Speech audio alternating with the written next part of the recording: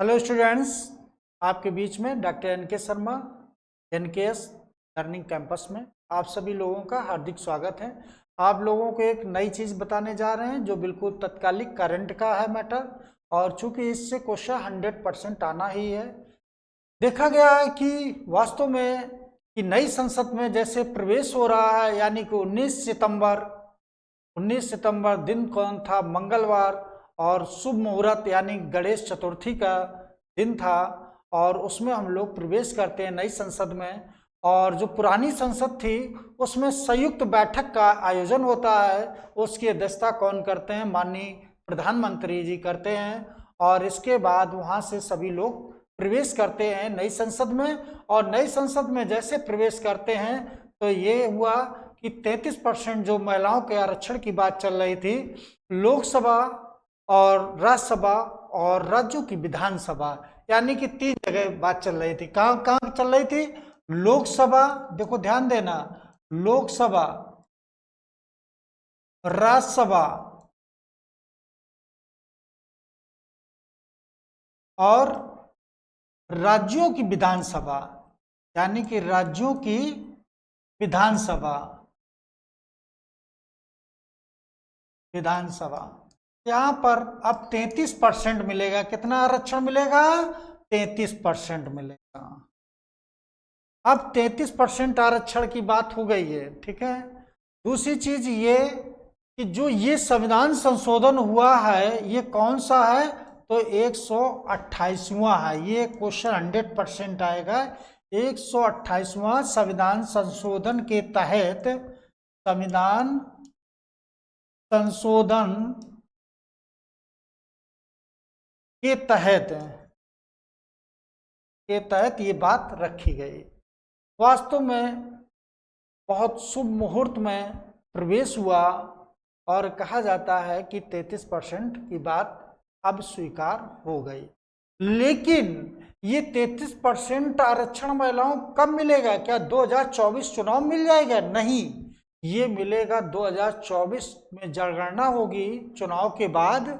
इसके बाद जब ये 2029 में इनको आरक्षण 33% मिलेगा, और ये कितने वर्ष तक यह संसद ने ये पारित किया है कि अभी ये 15 वर्षों तक रहेगा। कितने? 15 वर्षों तक रहेगा, ठीक है।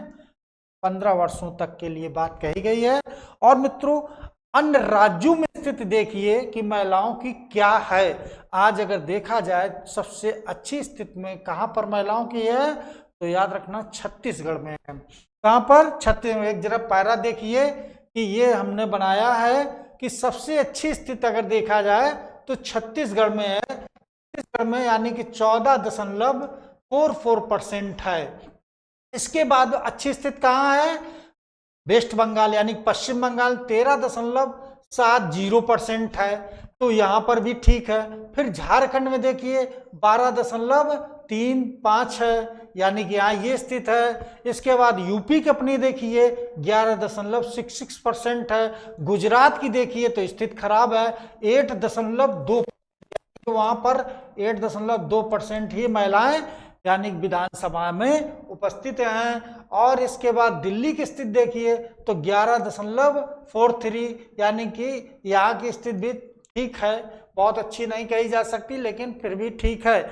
अब इसके बाद अगर हम देखते हैं कि एससी और एसटी, देखो ध्यान देना, ये एससी और एसटी अगर इनकी बात करते हैं तो लोकसभा में इनका कितनी सीट है? 84 सीटें हैं। और लोकसभा में यानी कि इनकी लोगों की लोकसभा में कितनी सीटें हैं? तो ये ध्यान देना कि लोकसभा में 84 सीटें एससी की हैं, और एसटी की कितनी सीटें हैं? तो 47 हैं।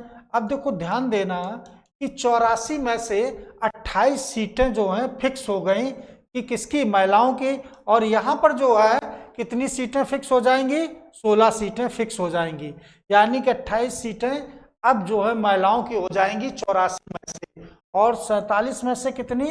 यानी कि एसटी की 16 महिलाएं फिक्स हो जाएंगी कि ये लोग भी यानी कि संसद में पहुंचेंगी। तो मित्रों ये याद रखना कि वास्तव में अमृतकाल का ऊषा काल कहा गया है। ये कैसा विधेयक है?